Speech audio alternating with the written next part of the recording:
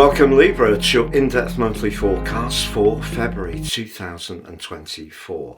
On the screen now is your event chart right at the start of February, which will provide a backdrop for the whole month.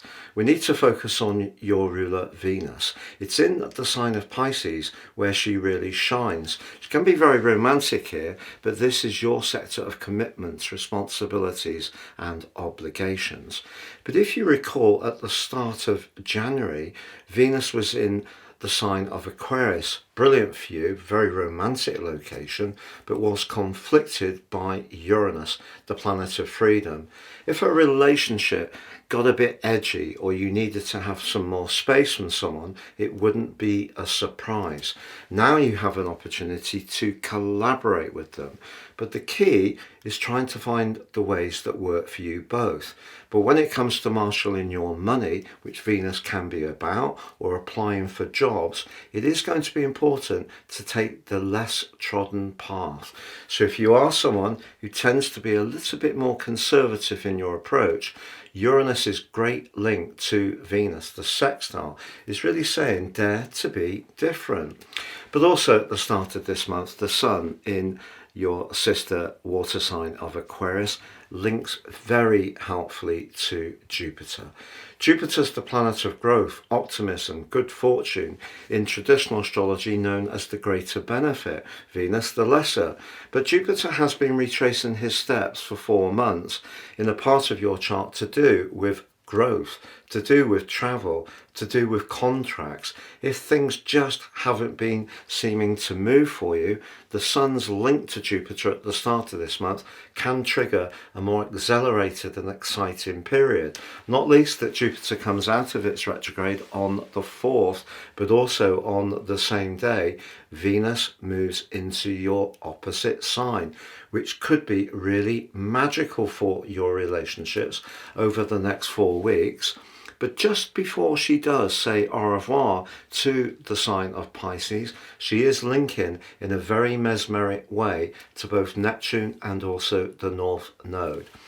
If you have been very, very dedicated, particularly over the last year since 2012 when Neptune has occupied Pisces, and especially around your work, and if you work in a sector where sacrifice and really helping people in a genuine way hasn't always gained you particular amount of acknowledgement or financial enrichment, you could find that something happens that just sees you celebrated, some kind of magical event. Maybe someone's going to let you know how much they appreciate you, which obviously can be gratifying. Ironically, because at the start of the month the moon is in Pisces and alongside Saturn, I do feel it's important to make sure that your home situation is working as efficiently as possible. Now, I'm sorry if that sounds very, very unsexy, because of course it surely is. But sometimes if things are just ordered, or we're decluttered, or all those drawers aren't just full of rubbish, it just makes the energy flow. So you could find yourself wanting to be a little bit more productive in that regard at the start of the month. But there are opportunities for fun and socializing, and particularly on the 9th, because by then, as Jupiter goes direct and Venus for you is in the best part of your solar horoscope in your opposite sign, the fact that the Sun aligns to Mercury and pours its energy into this planet suggests your more sparkly, effervescent and buzzy side will really shine. Yes, your charisma is going to glow brightly. The thing is, however, Libra, by the time of the full moon of the 12th, you could find yourself a little bit under demand and not quite sure who you should spend time with. Making us think of that old saying, we can't keep all of the people happy all of the time. And perhaps part of the scenario could be if you feel that someone is in some way perhaps denying you a little bit of space, even if they do want to spend time with you. So whether it is a romantic interest or your friends, or it's just the amount of involvements you have in personal hobbies and so forth, you might feel just a little bit of tension in trying to get the right balance between what you want and others expect of you. And that can provide a backdrop right at the heart of this month. That said, on the 14th, Mercury does move out of the sign of Aquarius and into Pisces. If there is a situation, perhaps to do with a matter that requires deep concentration, research, attention to detail, Mercury moving through Pisces can help you, but of course it's a very emotional sign, so you will need to be as objective as possible to really download its energy. What will help you is the Sun moves to the 6th house on the 18th. If a get fit plan has stalled from the start of the year, that New Year's resolution, this can give you the spur to get back on track. But also, what's going to happen is that Mercury will link with Mars from the 22nd to the 25th. And Mars does spend the first part of this month in retrograde, but it's still in a very authoritative part of your chart. So the fact that the Sun and Mercury have moved into your 6th house, that's the processes, but Mars can help you to still raise your profile, particularly from the 24th when he goes direct.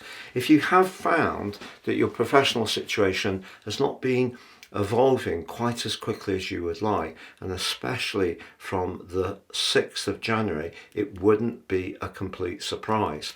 Now you get the chance to really thrust forwards, particularly with the link to Mercury. So people can see that you have authority, but they can also see that you say what you say you will do, you will also deliver in a very precise way. Now the 28th does see a new moon, also in the sign of Pisces.